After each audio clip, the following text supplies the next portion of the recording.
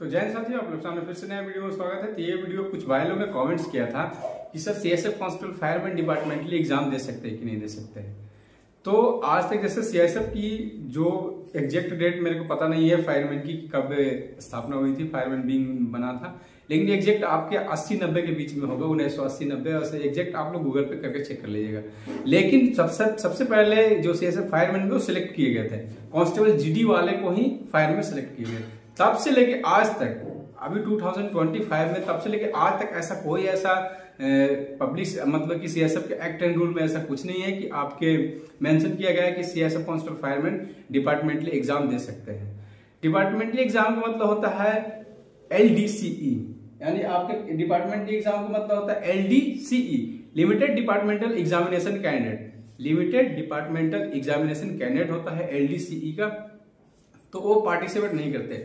आप बताते हैं कि सीएसएफ की एलडीसी नहीं दे सकते, कृपया उसकी जनरली आपकी प्रमोशन होती है, जो प्रमोशन का आपका टाइम है, जो जनरल ओबीसी का जनरल का टाइम आपको 17-18 साल मान के चलिए, किसी का 20 भी पहुंच जाता है according to batch.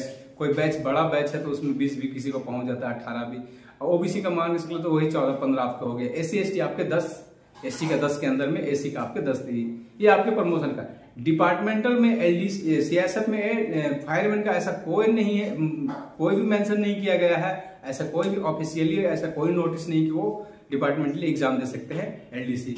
LDC exam के लिए वही एलिजिबल है आपके post CSF constable GD, CSF constable head constable GD, CSF constable tradesman, ये सभी एलडीसी एग्जाम के लिए एलिजिबल है सीएसएफ में। फिर से मैं बताता हूं, आज के बाद आप लोगों को डाउट क्लियर होनी चाहिए कि सीएसएफ कांस्टेबल फायरमैन के लिए डिपार्टमेंटली एग्जाम अलाउ नहीं है, वो नहीं दे सकते हैं। उसके लिए ऐसा कोई नोटिस नहीं है सीएसएफ की तरफ से।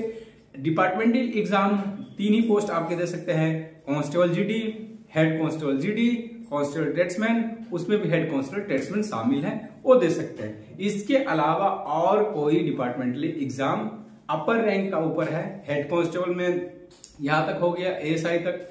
उसके बाद अपर रैंक में है कि जो कैंडिडेट सब इंस्पेक्टर में भर्ती होते हैं, सब इंस्पेक्टर आपके executive, constable sub inspector, constable एक फायर हो गया, एक सब इंस्पेक्टर एग्जीक्यूटिव होता है और एक सब इंस्पेक्टर फायर होता है।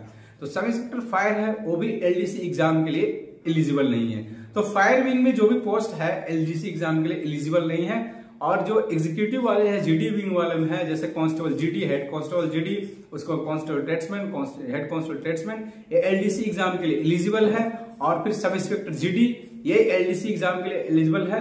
तो बस आप लोग को वीडियो में यही मैं आशा देना चाहता हूं कि फायरमैन के लिए कोई एलडीसी और डिपार्टमेंट एग्जाम का कोई ऐसा नियम नहीं है, वो एग्जाम नहीं दे सकते। तो कैसा लगा वीडियो?